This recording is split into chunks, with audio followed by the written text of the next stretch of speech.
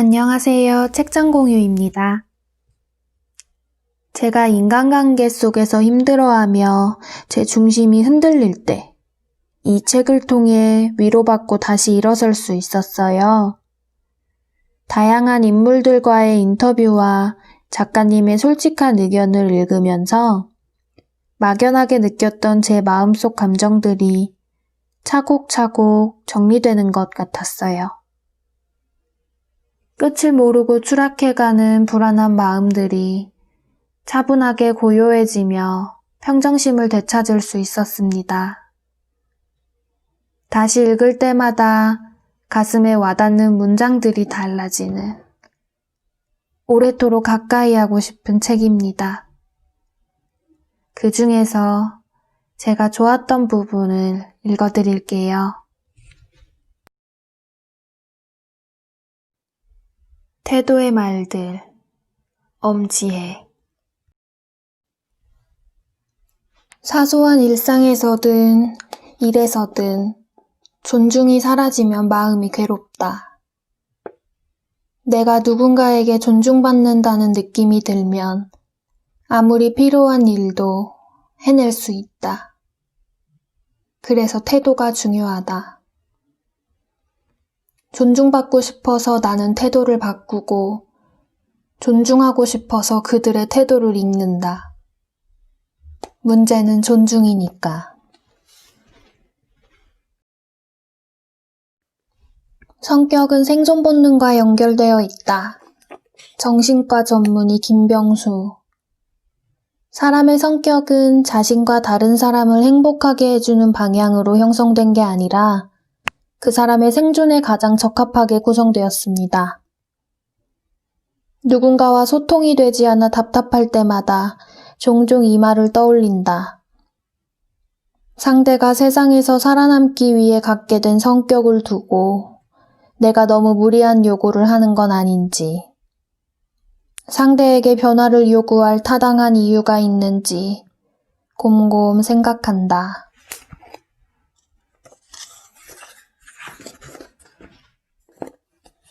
착하면 만만해 보였는데 그게 아니라는 걸 이제는 알아요. 소설가 장강명. 앞뒤가 다르지 않은 호박씨를 절대 까지 않는 착함이 빛을 발하는 사람. 장점이지 결코 단점이 아니다. 우스운 건 허세 가득한 쌀쌀 맞은 사람이라는 것을.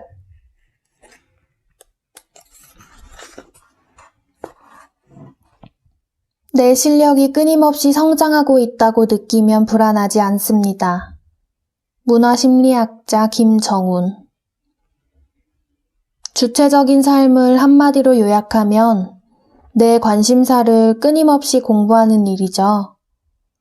내가 좋아하는 것을 분명히 알고 끊임없이 좋아하는 걸 공부하고 있으면 불안하지 않아요. 내 실력이 끊임없이 성장하고 있다고 느끼면 불안하지 않습니다. 지금도 불안이 슬금슬금 밀려올 때면 나의 성장 곡선을 따져본다. 행복은 장소가 만들어주지 않습니다. 소설가 강병융. 행복은 장소가 만들어주지 않습니다. 정답이었다. 같은 장소에 있다고 모두가 행복하지 않은 것처럼 행복은 자신이 만든다는 말. 이보다 더 확실한 표현이 있을까? 행복은 잘 누리는 사람이 승자다. 낙관적인 비관론자가 되어도 좋겠지만 되도록 긍정적인 자신의 감정을 잘 느끼는 사람이 되었으면 한다. 기질은 타고나는 것이라지만 나는 의지의 쓸모, 생각의 에너지를 믿는다. 성가신 일을 기꺼이 잘해주고 싶게 만드는 이가 있고 마땅히 해야 할 일을 억지로 하게 만드는 이가 있다. 협업자를 존중하는 사람과 그저 부려먹으려는 사람의 차이 아닐까? 그래픽 디자이너 이기준. 좋은 태도를 가진 사람은 타인에게 영감을 준다. 그들과 대화를 나누고 있으면 덩달아 좋은 사람이 되고 싶고 잘 살아보고 싶은 의지가 생긴다. 드러내려고 노력하지 않아도 빛이 나는 사람들이 있다. 순간 반짝이고 사라지는 빛이 아닌 뭉근하고 꾸준한 빛을 만들어내는 사람들. 물론 그런 빛은 볼 줄 아는 사람에게만 보인다. 정말 즐거운 노동을 한다면 자유로부터 멀어지지는 않겠죠. 소설가 김훈. 소설가 김훈은 인터뷰에서 우리가 정말 즐거운 노동을 한다면 자유로부터 멀어지지는 않겠죠. 라고 말했다. 부지런을 떨수록 나는 점점 더 나로부터 멀어져서 낯선 사물이 되어간다. 일은 내 몸을 나로부터 분리시킨다. 는 김훈의 문장을 친구에게 전하며 나를 너무 소외시키는, 너무 속이는 일은 하면 괴롭잖아. 그래서 나를 따돌리지 말아야겠다. 내 감정을 너무 모른 채 하지 말고 살아야겠다고 생각하는 중. 이라고 말을 보탰다.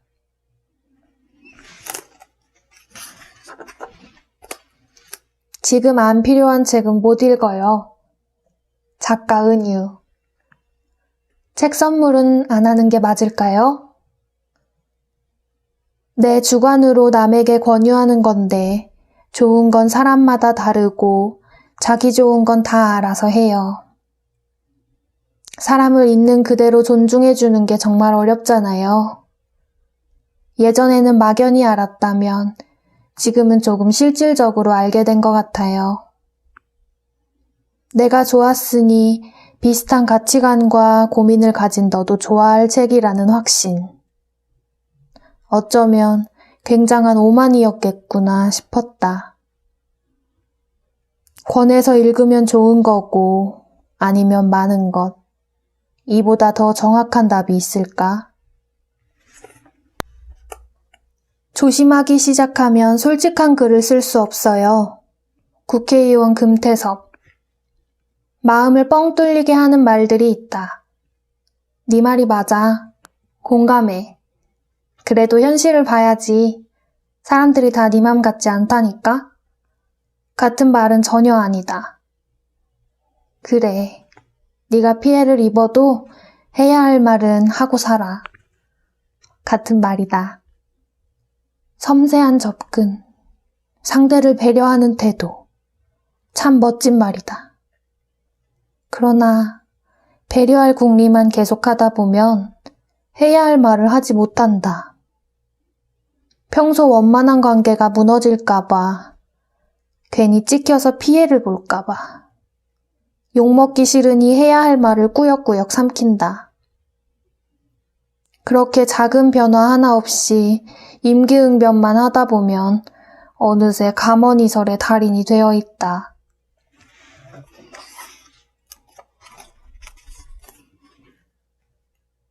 나도 무뚝뚝하게 있는 게 편하거든. 만화가 수신지. 무뚝뚝한 것은 어쩔 수 없는 성격이라고 이야기하는 사람들이 있는데요. 그것은 인정해요.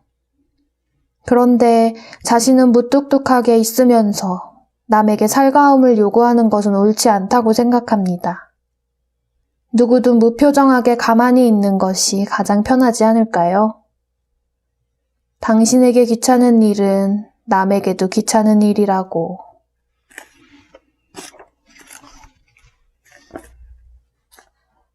단점이 먼저 보였어도 찾아보면 장점이 없을 순 없어요. 방송인 강주은. 호감이 생기지 않는 사람을 마주할 때 기어코 그의 장점을 찾아내려 애쓴다. 이 버릇은 상대를 위한 태도이기도 하고 나를 위한 태도이기도 하다. 손 내미는 법을 잊은 사람에게 손 내미는 법을 알려주려면 언제나 내가 먼저 내밀어야 한다.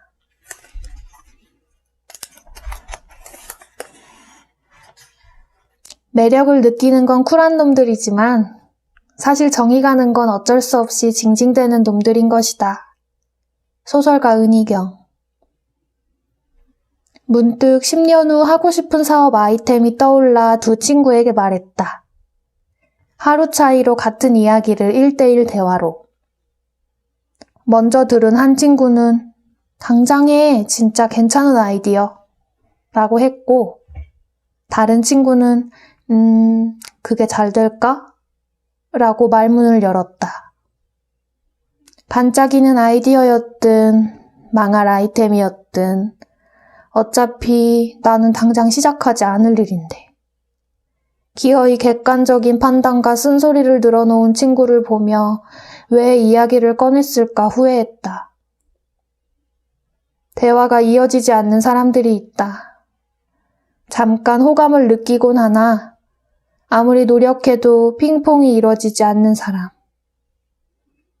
이제는 굳이 거리를 좁히려 가까이 다가가지 않는다. 진심이 중요하지만 우리 관계에서 더 필요한 건 태도, 사람을 대하는 태도다. 오랫동안 친밀했던 사람들과 떨어져 지내다 보면 그 사람의 진심보다 나를 대했던 태도가 기억에 남는다.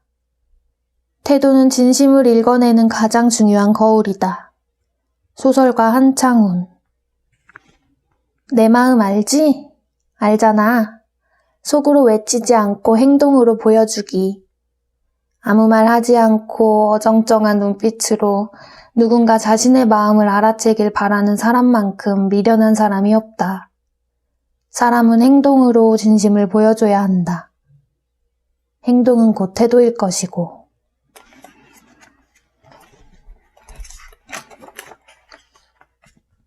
행복감이란 얼마나 크냐의 문제가 아니라 얼마나 자주 느끼냐의 문제라고 생각해요. 도시건축가 김진애. 행복감을 자주 느낄 수 있는 재주. 마음의 태도는 어디서 올까? 자신을 잘 아는 능력에서 온다고 생각한다. 그래서 이 같은 시간을 자주 만들고자 발을 동동 구르고 눈을 크게 뜨고 다닌다.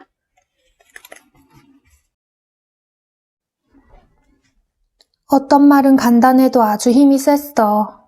그림책 작가 피터 레이놀즈. 어떤 말은 간단해도 힘이 아주 셌어. 괜찮아. 미안해. 고마워. 보고 싶었어. 어려운 단어 하나 없는 이 문장을 천천히 꼭꼭 씹어먹듯 읽었다. 간단해도 힘이 센 말. 내가 좋아하는 문장의 특징이었다. 친구를 위로하겠다고 메일을 썼는데 내가 더 큰 위로를 받았다. 어쩌면 내가 위로받고 싶어 쓴 메일일지도 모르겠다고 생각했다. 한 편의 시 같은 답장을 그날 여러 번 읽었다.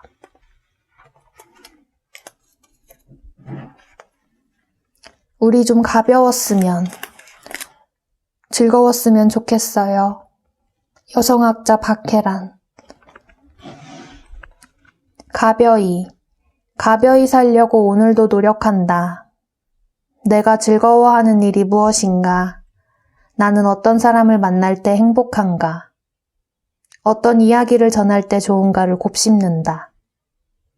최소한 비장하지는 않게 옆 사람과 어느 정도 경쾌하게 템포를 맞추고 싶다.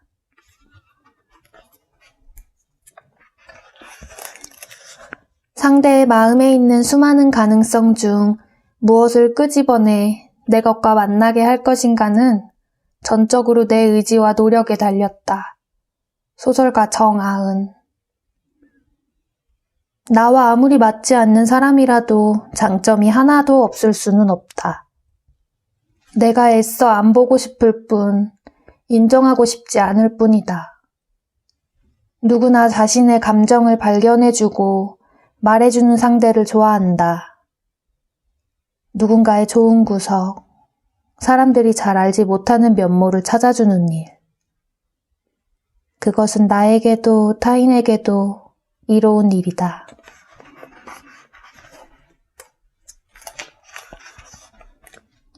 마음 깊이 우러나오는 존중도 아름답지만 때로는 정말 싫은 마음을 완벽하게 숨기기 위해 최선을 다하는 일도 아름다운 존중이다.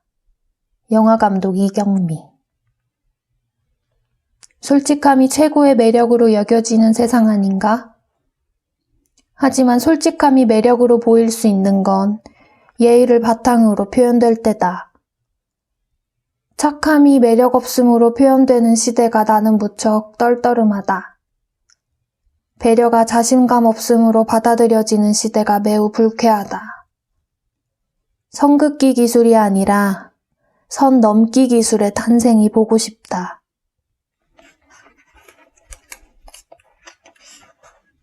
겉으로 보면 무관심한 사람으로 보일 수 있지만 띄엄띄엄 관심을 갖고 싶진 않다. 사회학자 노명우. 누구에게도 아군이고 싶은 사람이 있다. 어떻게 만인이 저리다 좋을까? 나는 그를 보면서 늘 놀라워했는데 이제 나만 놀라는 것 같지 않다. 사랑이 많아 두루 관심을 베푸는 줄 알았는데 오래 지켜보니 그는 깊은 관계 맺기를 꺼린다. 상처받지 않고 상처 주지 않으려는 최소한의 마음. 서서히 주변인도 눈치채기 시작한다. 나는 오래 지켜보고 천천히 좋아지는 관계가 좋다. 내 애정을 불특정 다수에게 주고 싶진 않으니까 책임지지 못할 애정은 타인에게 괜한 기대만 안길 뿐이다. 참견과 관심을 구분하지 못하는 사람들이 있다. 내 감정에 확신이 없는 사람의 주된 특징이다.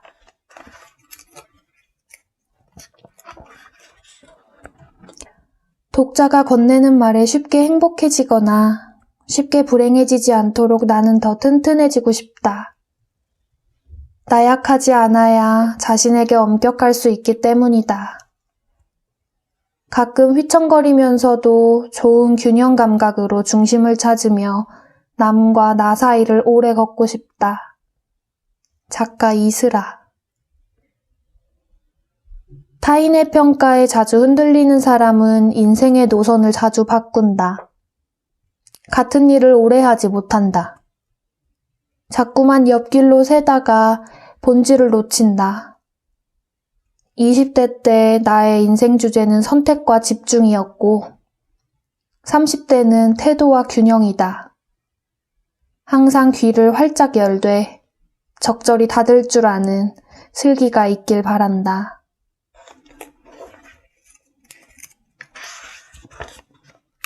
내가 느끼는 행복은 내가 옳다고 믿는 것을 할 수 있는 만큼 실천하며 살아가는 행복이다. 다큐멘터리 감독 장혜영. 당신이 좋아하는 순간은 언제인가요? 소중하게 여기는 사람이 나의 작은 행동으로 기뻐할 때 가장 큰 행복을 느낀다. 그래서 내 행복을 위해 누군가에게 기쁨을 주고자 노력한다. 타인을 위한 마음이 먼저일 때도 있지만 내 기쁨이 목적이 될 때도 많다. 어느 것이 더 좋은 동기라고 말할 수는 없다고 생각한다.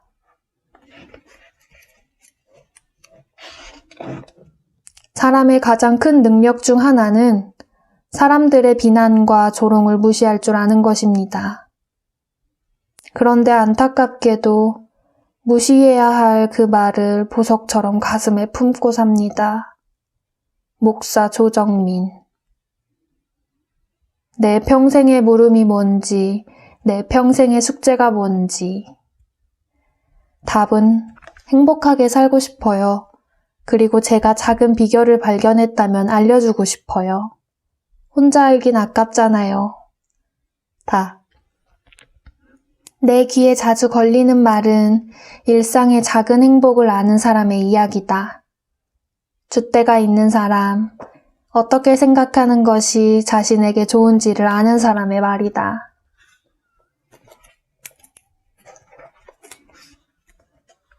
재능이 있거나 없거나 난 상관없어요. 내가 하고 싶은 거라 하는 건데 재능이 있거나 말거나 무슨 상관이야. 솔직히 난 예술이란 99%가 노력이라고 생각해요. 화가 윤성남. 내가 하고 싶은 거라 하는 건데 재능이 있거나 말거나 무슨 상관이야? 라는 이야기를 읽고서 나는 퍼뜩 정신을 차렸다. 내가 내 성격 바꾸고 싶어서 노력하는 건데 그것이 가능하든 불가능하든 무슨 상관이야. 앞으로 누군가 내 마음에 태클을 걸어오면 속으로 읊조리겠다. 내가 하고 싶어서 하겠다는데 무슨 상관이야.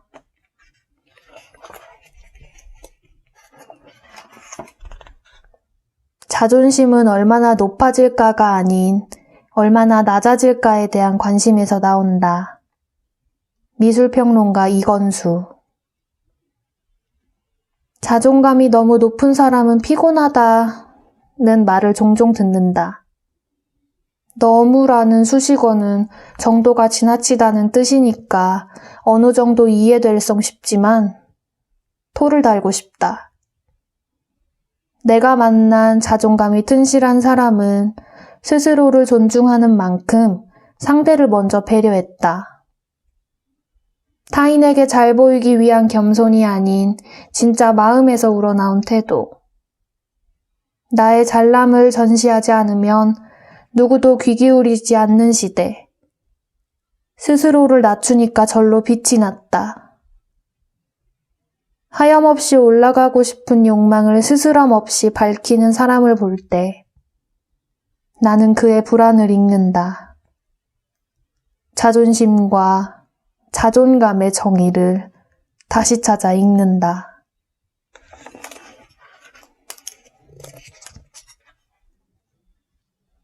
그렇게 구체적으로 말해줘 고마워요.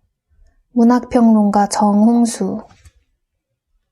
때때로 나는 너무 구체적이라서 구차한 사람이 되는 건 아닐까.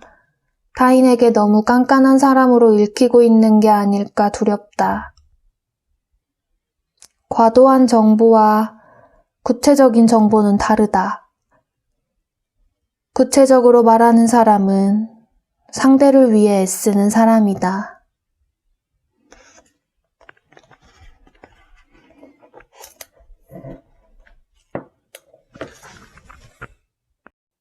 함께하는 기쁨으로 책장 공유였습니다.